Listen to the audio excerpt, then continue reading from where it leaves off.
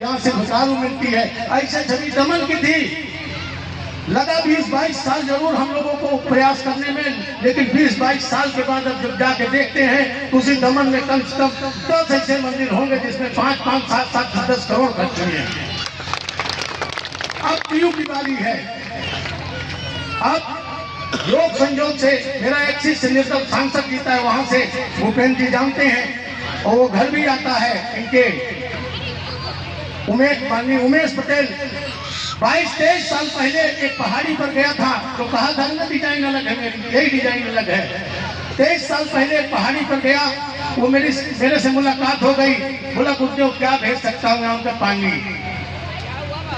तो बोला कितना दिन रहेंगे? घंटा, महीना, 1.5 महीना।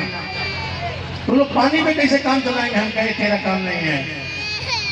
तो बोला और क्या भेजू? हमका सामग्री, घी और सामग्री भेज देना। इन ब्राह्मणों के नीचे व्यवस्था भोजन की करा देना, क्योंकि ये मेरे पास यहाँ पहाड़ पे नहीं रहेंगे, ये सुबह आएंगे और शाम को चले जाएंगे। सुबह आते थे ब्राह्मण और शाम को चले जाते हैं, पहाड़ पे रुकने की व्यवस्था नहीं थी। वहाँ एक मंदिर था। ये बात आगे बढ़ती जाएगी जो आपके समझ के बाहर है, क्योंकि जहाँ तक आपके समझने का स्तर है वो यहीं तक है।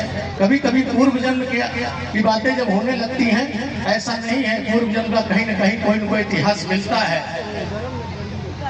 तो वहाँ एक मंदिर था, वो मंदिर में कोई मूर्ति नहीं थी, सिर्फ एक पेड़ है, अभी भी है, अभी भी वो पहाड़ी है, अभी भी वो मंदिर है। वहाँ बगल में एक पेड़ था, जो पेड़ उस मंदिर को ही ढकता था, बस केवल उसी मंदिर को ही ढकता था। पता नहीं क्यों मुझे विशेष रूप से उस पहाड़ी से लगा हुआ। तो जब वो आया, पानी पी के बिताना शुरू किया। देखो यज्ञ कैसे होती है, प्रकृति कैसे चलती है। और फल भी भेजने लगा अपनी तरफ से। वो फल तो भेजने लगा, लेकिन चूंकि मैं संकल्प ले चुका था, मैं पानी पे ही बिताऊंगा, जल पे बिताऊंगा, तो अब तो नियत बदलना ठीक नहीं है। या फल दिखा दो आप फल, और कल रोटी दिखे तो रोटी खाना शुरू कर दो। तो हमने कहा कोई बात नहीं। तो वहाँ पड़ोस कॉलोनी के कुछ बच्चे चढ़ाए, पहाड़ी पे चढ़ते चढ़ते चढ़ाए। तो जो फल मुझे भेजा था, उसने वही फल मैंने उन बच्चों को बांट दिया।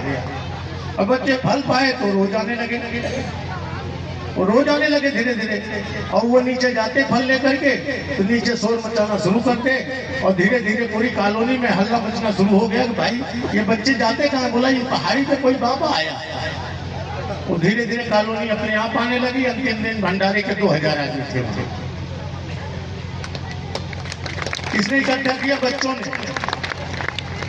बच्चों ने प्रचार कर दिया कॉलोनी में, कॉलोनी के लोग उठ के आ गए। उसी समय मैंने उमेश पटेल से पूछा कि क्या बनना चाहते हो? बोला गुरुजी सांसद बनना चाहता हूँ। उनके समय तो मुझे लगेगा 20-22 साल, लेकिन सांसद तो जरूर बनेगा, और जिस दिन सांसद बनेगा उस दिन अब पहाड़ी पर दोबारा वापस आऊंगा, नहीं तो नहीं आऊंगा। और जब वो सांसद बना तो हमारे साथ से सभी लड़के जानते हैं, काफी लोग जानते हैं। सांसद बनने के बाद अभी मैं वापस गया, और ये भी नहीं बीजेपी से सांसद है, ध्यान रखना इसको, ना बीजेपी से ना कांग्रेस से, निर्दल सांसद है, वो भी गुजरात में है। निर्दल सांसद वो भी गुजरात में है, इसका भी ध्यान रखना। बल्लू। तो अब गंगेश्वर महादेव दीव जाएंगे। वहाँ पांडवकालीन शिवलिंग है। समुद्र दिन भर में 2-3 बार स्नान करवाता है उनको, वहाँ तक बढ़ता है, तब पीछे जाता है। और पुराने मंदिर हैं 2-4, लेकिन उनका प्रचार नहीं किया गया। बस वहाँ एक छवि बना दी गई। यहाँ तो दारू मिलती है, दारू कहाँ नहीं मिलती है? प्रयागराज नहीं मिलती, ऋषिकेश नहीं मिलती, हरिद्वार नहीं मिलती, काशी नहीं मिलती। कहाँ नहीं मिलती दारू? कहाँ नहीं मिलती शराब? हर जगह मिलती है। जाती रही भावना जैसी, तरफ मुहूर्त देखी तेल तैसी। अगर जिसको पीना है वो पिएगा, जिसको पूजा करना है, दर्शन करना है, वो पूजा दर्शन करेगा। इसलिए अब इसके बाद गंगेश्वर महादेव को जागृत करने की बारी है। यज्ञशाला बन चुकी है, कमरे बन रहे हैं। जैसे यज्ञशाला कमरा बनेगा, यज्ञ करके कोई वहीं पीठ बना दूंगा। अगर 12 ज्योतिर्लिंग है तो 13वां हो गया, 13 है तो 14वां हो गया, 14 है तो 15वां।